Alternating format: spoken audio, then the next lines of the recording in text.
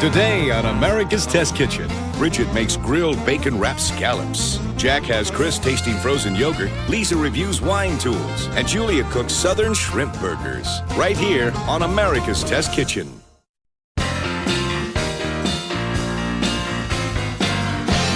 You know, you may be a little young, but Ken Kesey wrote a book called Sometimes a Great Notion.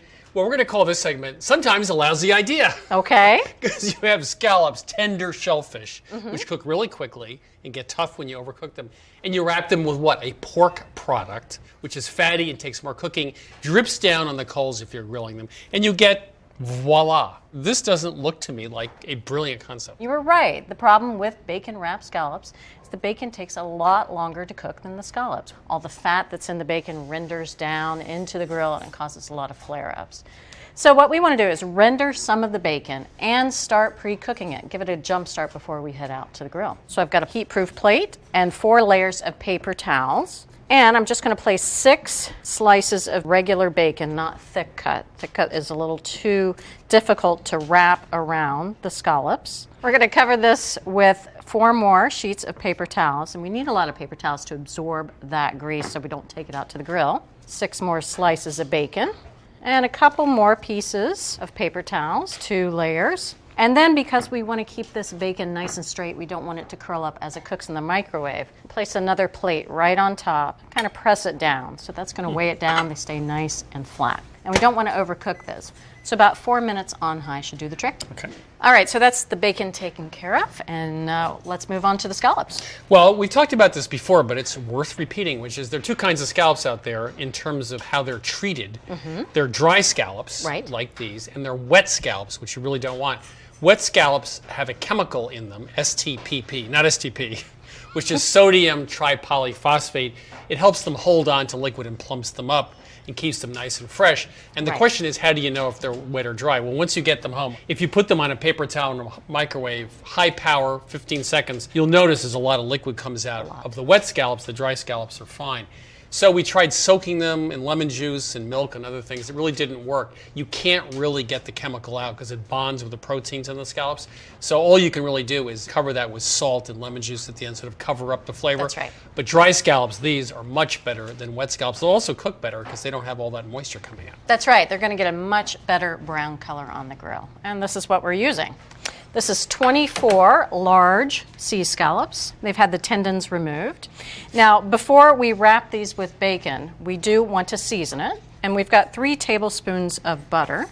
We've got a half a teaspoon of salt and 1/8 of a teaspoon of black pepper. And we just want to toss this together to coat them with the butter. The butter's going to help to create some nice brown color on the grill. And now we just have to wait for that bacon to come out and we can start wrapping the scallops.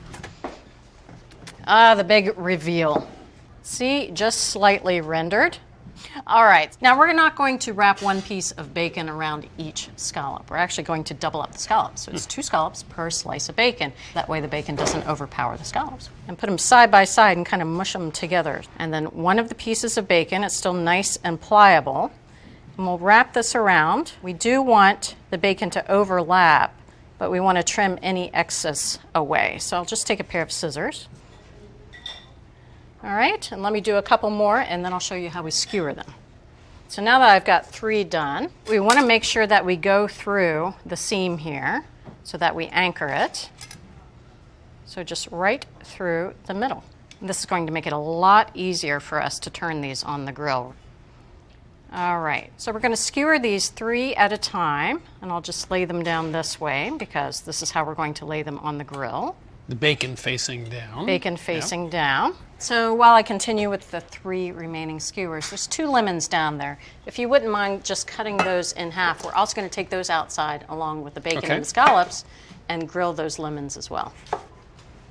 All right, Chris, it's time to grill the scallops. Now, I've gone ahead and preheated the grill, all the burners on high, for about 15 minutes to make sure that that grate is good and hot. And then I scrubbed it so that it was nice and clean. We don't want any off flavors to taint the scallops.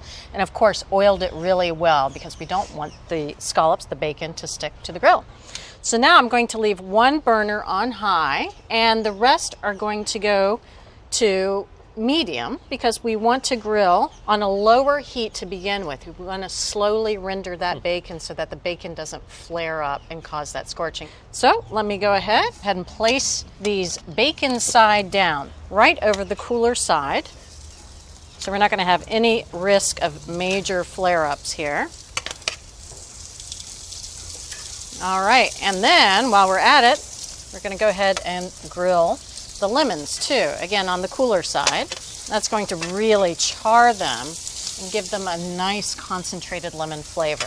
Now since we're using a gas grill, we always want to close the lid to trap the heat in, and we're going to let this go for about 4 minutes on that first side before we flip them over.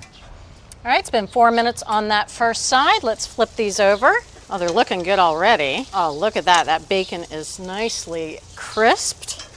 And then the lid's going to go back on another 4 minutes on the other side. Lemons are still on there, and then we can flip again. Okay.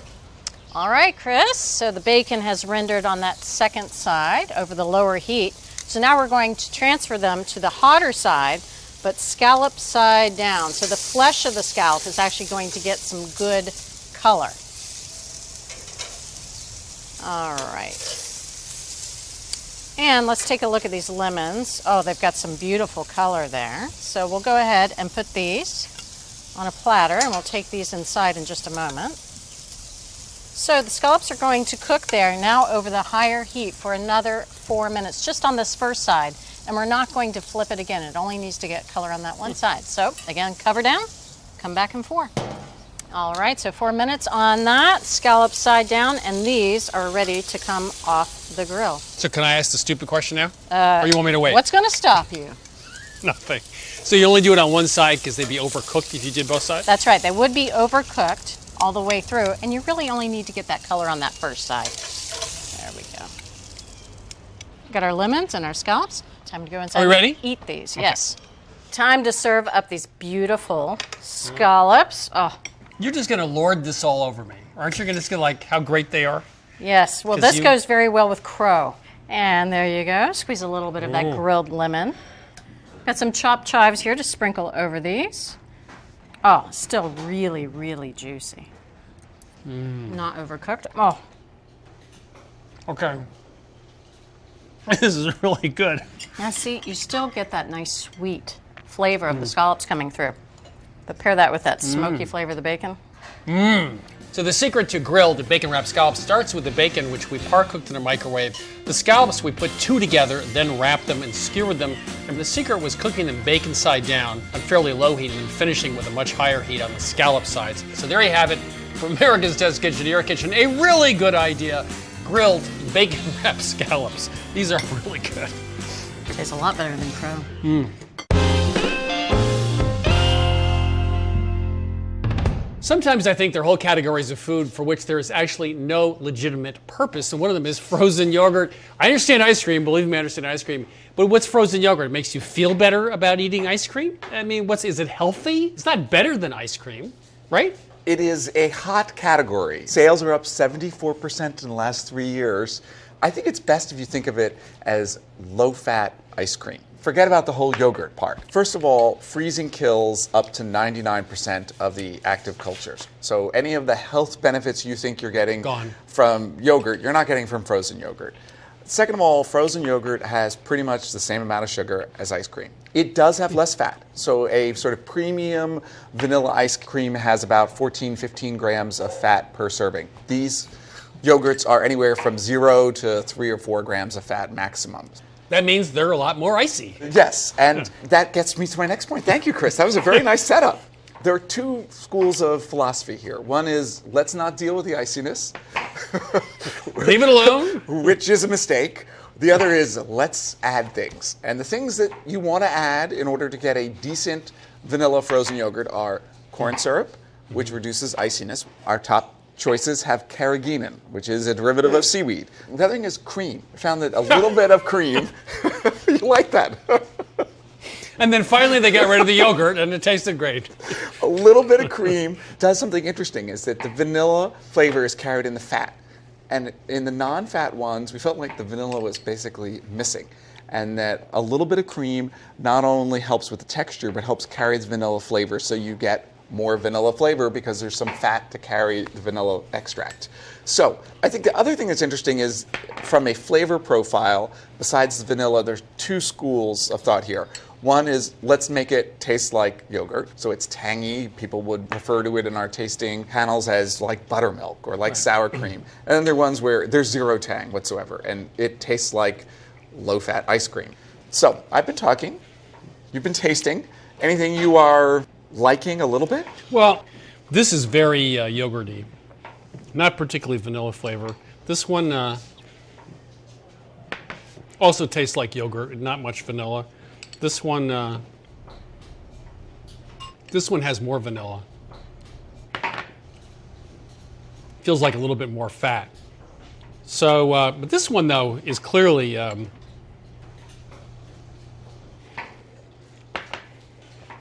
is the closest ice cream. I mean, it's the one I would enjoy the most. Okay. So I would pick this one. Okay. Because it's the most vanilla. My second one would be this. It has more fat. These two are definitely yogurty, not much vanilla going on. All right. So you want the ones that are like ice cream rather than like yogurt. Because I like ice cream. Okay. So fair I like enough. this one.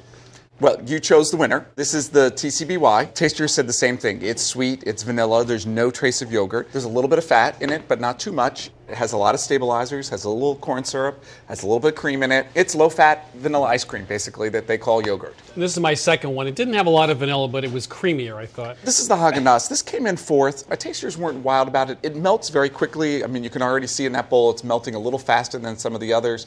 It seemed a little icier. It has a decent vanilla flavor, but they weren't wild about it. These two are more yogurty. This is the Ben & Jerry's, which is the runner-up. And for the people in the tasting panel who really wanted frozen yogurt that reminded them of yogurt, Yeah. this was what they were choosing. Yeah. It was the best of those. Yeah. This is available just in the stores. They hand pack it, so it's not actually available in supermarkets. But if you live near a Ben & Jerry's outlet and you want yogurty frozen yogurt, this is the one to pick. And the one I really didn't like was this one. And the tasters did not like this. It was the least favorite. It was Stonyfield. It's Greek yogurt, got really a lot of tang, kind of sour, very icy, not a great choice. So at least the tasters and I agreed. The one that tasted most like ice cream and had the most vanilla flavor was in fact TCBY Classic Vanilla Frozen Yogurt.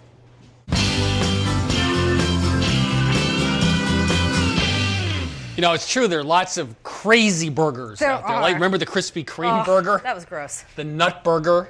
And my favorite is the hippie cake burger. You would like that one. I love the hippie cake burger. But there's also shrimp burgers, but these are the real deal. From the Carolinas, shrimp fishermen would go out, they'd have shrimp, they'd pound them up, they make them into little burgers, and they cook them in a skillet. So there's a real thing. Hilda Upton still has a place called the Shrimp Shack in South Carolina where you can get a great shrimp burger, but I don't know. Because burgers overcook really quickly. They can turn into rubber balls, right? Yes. And so there's a lot of problems. It seems like a good idea, but Yeah. the execution would be hard. So the first thing we found when we looked up a few recipes is that recipes call for cooked shrimp, which is crazy because the cooked shrimp was then had to be bound with something else like egg, and it really had almost no flavor and was really rubbery. So the first thing is we're going to start with raw shrimp, and to help bind it together and help keep it tender, we found that a little fresh bread went a long way. So this is one slice of high quality white sandwich bread. We're just going to process it into fresh crumbs in the food processor. And notice how fine these crumbs are. You really don't want any big